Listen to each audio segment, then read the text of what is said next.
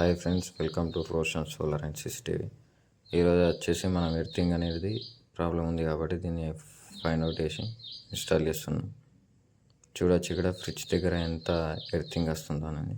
Normal earthing కన్నా అది ఫుల్గా అనేది కరెంట్ అనేది పాస్ అవుతుంది అన్నమాట.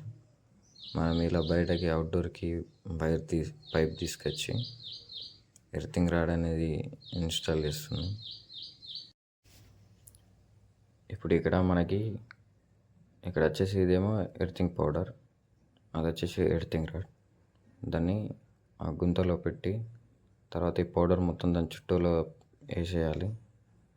వేసి తర్వాత ఫుల్గా ఫిల్అప్ చేసేయాలి. ఫిల్అప్ చేసి మనం వాటర్ పోసేస్తే ఏదైతే ఎర్త్ వైర్ అయితే ఉందో దాని అనేది అక్కడ కనెక్షన్ ఇచ్చేస్తే మనకి ఎర్తింగ్ అనేది పూర్తిగా కంప్లీట్ అయిపోతుంది.